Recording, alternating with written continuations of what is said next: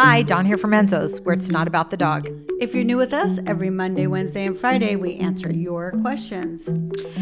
This is a tough one. Yeah. This is, in but fact, we got to do it. We got to do it. We have to answer this question. So we get this. In fact, I'm working with a client right now who this is the question that they came to me with. So this is a very specific question for some of you, and I hope this helps.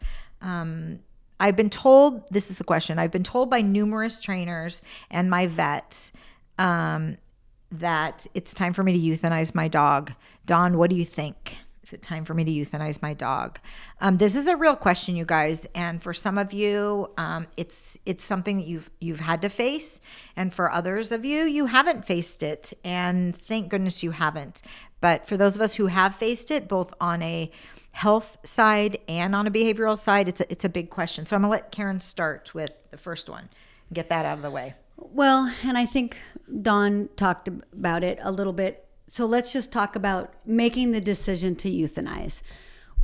I lived with this question for 12 years. I worked at the Humane Society. I am euthanasia certified. And so I have literally lived this life and helped people make this decision multiple times. The easy decisions to make are based on health and age.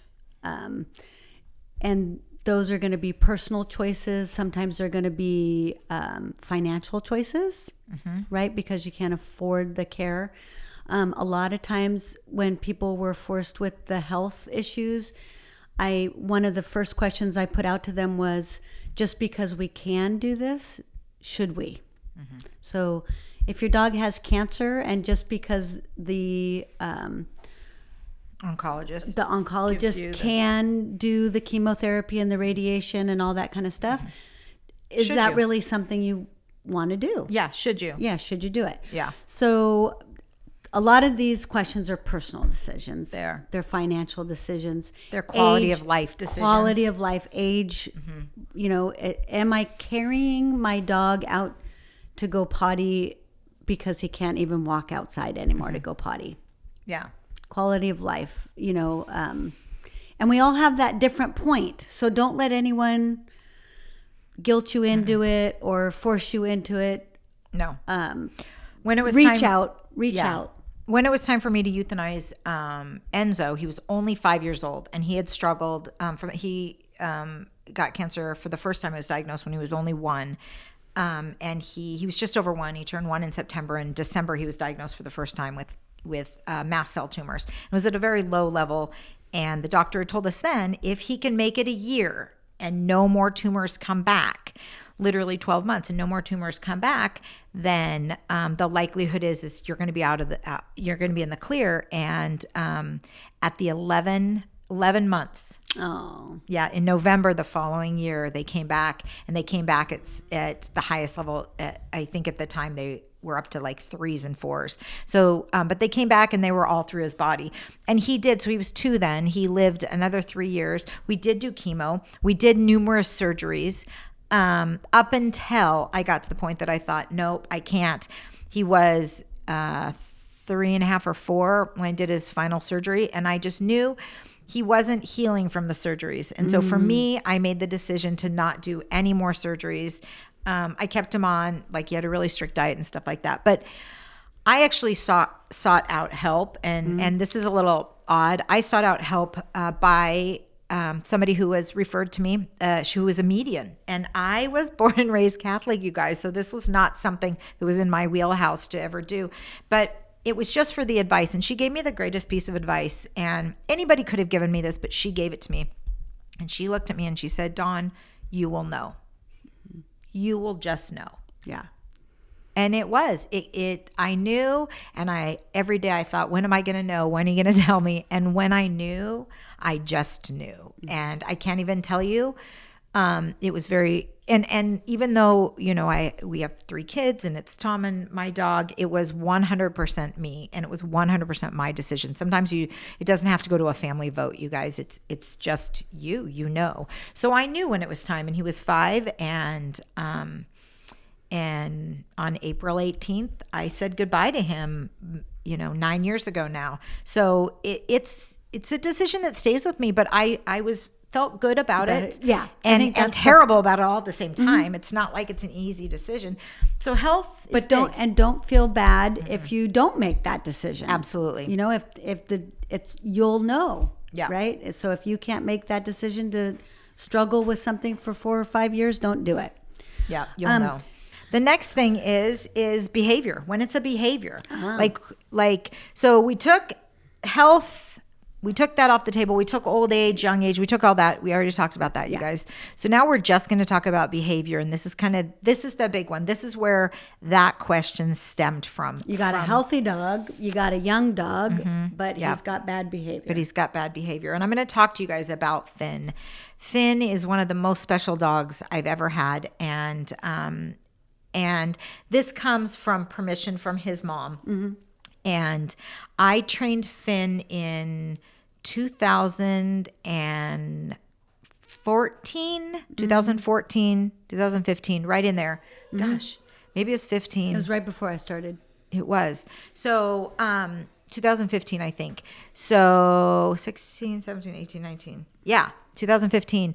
And when Finn came to me, he had about 7 bites on his record. And they were bites. Some broke the skin, some didn't, but they were definitely bites. They had intent to do. He had intent to do harm. And it was lots of protection things with him, with his mom. But he came to me after he had been to numerous other trainers. I wasn't the first trainer. I was his last. And so he was with me for about, 3 or 4 weeks. And the first 3 days he was muzzle conditioned, but I couldn't get him to let me put it on and off. And I remember calling his mom and saying, look, today is day 4. If he doesn't start breaking through, I'm going to have you take him home and do some more muzzle conditioning with him and then bring him back. And literally a light bulb went on for him, and lots of things changed then. So I had him for about 4 weeks. So since training with me, he didn't have any more bites on his record over the next 4 years. However, a time came, and we've talked about this, when in having a dog, is what does your lifestyle look like, and can you maintain the lifestyle? And even though Finn didn't have any more bites, it didn't mean that there weren't precautions taken. For the first year, huge precautions. Yeah, for the first at least year, he just to walk, they lived in a very busy area. Just to walk, he would walk with a muzzle on. He had a collar on that said, I bite. He had a vest on that said, I'm in training. And but that didn't stop people. It didn't stop people from coming up, which I always thought was the craziest thing. People would still come up and go, oh no, dogs like me. Just ridiculous things. So the long and short of it is his mom finally came to the point that her life was changing. And, I don't know, thinking about having kids, but definitely got into a new relationship. And his thing was always protecting her. And it wasn't when he was with me. Now, when he was with me, it's not like I would take him up to a bunch of kids and let him, I knew his history. So I maintained all the precautions, but he was great. He could be around multiple people and all that. But his mom, it was a little bit different story. And I do remember this, when she originally brought Finn to me, she went and did like kickboxing classes and things like that to really empower herself with some other tools so that she didn't have to rely on him, to kind of protect her. And Finn was a big dog. He was a German Shepherd, Doberman Pinscher mix. So he looked like a Doberman with floppy ears. He was super great. So, but when it became, 4 years after training, it had just become evident that her life was changing, and she couldn't keep Finn safe anymore, and she couldn't make sure everybody around her was safe anymore. So together, she made the decision that it was time, that we knew we couldn't rehome him to another house just based on his history. It wouldn't have been a safe rehoming. And he didn't belong to me, but we did look around as that being an option. So all of you out there who think that that's the only option, like, what was I going to give a dog who had bite history to another family? Like, how did that look? I think that's another thing that we need to get away from is being willing to hand off our problems to someone else. To someone else. Absolutely. And to be guilted into it, for that people to happens think too. it was a terrible decision. So to make a long story shorter, last January, it's almost been a year now, I want to say it was January 9th. We said goodbye to Finn, and I went with his mom, and it was so sad and it was really terrible. But at the same time, she stayed with him and I stayed with him to the end, you guys. The last thing he saw was love and us being happy and treats and all that. We didn't hand him off. She didn't take him to some stranger and say, do something. She took care of it and she stayed with them. She stayed with her responsibility to the end. And I have nothing but respect and admiration for her for doing that. And I think you go ahead and cry and all. I think that's another thing we need to think of. If I'm starting to see the signs where I might be having to put my dog to sleep for behavior, do I want to make that decision in a non-emotional, I mean, it's always emotional, but in a non-emergency situation? I want to think it through. I want to make a decision. I want to set a time. I want to set it up the way I want it to be set up.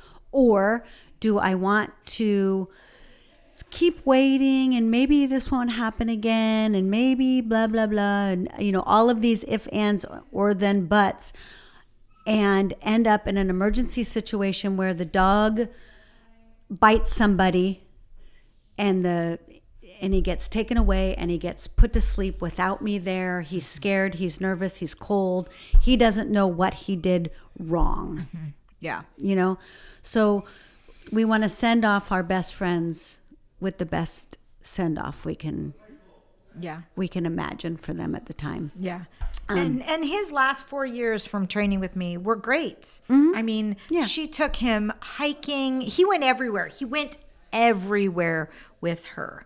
And I think she made the best decision. But she could see that it was coming again. Absolutely. Well, and his world started getting smaller again. It did. We can't have, she didn't want him to go backward, to have that small of a world, because her world was getting bigger with having a new relationship and possibly having kids and all that. Yeah. So it's a tough decision to make. So basically this is a hard video for us to make. Took me 3 times to get started on it. So you know how emotional I am, and my background makes me have very strong feelings about it. And so, but you saw it from the other end too, Karen. You saw it from people saying, here's my dog. You need to go euthanize it. Or people bringing me their dog and says, it bit 3 people. I want you to find it a new home. Because I worked at the you were at the Humane Society, yeah. I'm like, I can't find this dog a new home. Yeah, yeah. So one thing about bringing a dog into your house is that responsibility of watching it to the end, and it's hard. And no matter what that end may be. No, it's hard. Yeah. It is not easy. It's never going to be easy. Even if your dog has done something wrong, it's not easy. So, Karen, you had a similar story. I think instead of telling my story right now, I think what I'd like to talk to is, if you are starting to see signs that you think that something might be going wrong with your dog, reach out to people like Dawn or me or the Humane Society. I mean, there's good people everywhere. There's bad people everywhere. Or the vet. Reach out to people you trust. Reach out to people you trust. Reach out to more than one person so that you get multiple ideas and make an informed decision on what's right for you and your family. Right. Before a problem happens. I mean, you might have a trained dog like Finn was trained, and it just, came down to a lifestyle thing where his life was going to be crated a lot and not have the freedoms that he had versus, making that decision. Like, sometimes you have to make the hard decision, and then other times you don't. Other times you can go seek out help, and there is training and there is availability, and it works. I have 2 dogs in my life, one that worked and one that didn't. Yeah. So Yeah. So to answer the question, especially to this new client, this is somebody, one thing is I will always say is I will never tell a person to euthanize a dog who I have not met. I just won't. I won't say it. Now, reading their training request, that was the first thing I thought is, why do these people still have this dog? But I will never say that to a person. I won't. I think it's wrong for me in my profession to give a professional opinion about a dog and family I have never. No, that and meeting the family, right? Seeing the situation. So, when is it time to make the decision to euthanize? I think it's a very personal thing. And the biggest thing is there is no judgment here. Like, we will never judge somebody for doing the right thing. And don't get caught up in the we can save every dog. Don't let people guilt you into that. No.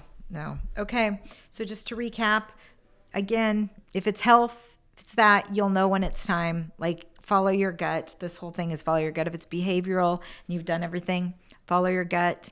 Get some advice from people who you trust, not from the internet people. You will not find the right places there. So remember, you guys, it's not about the dog. And send us easier questions next time. Please do.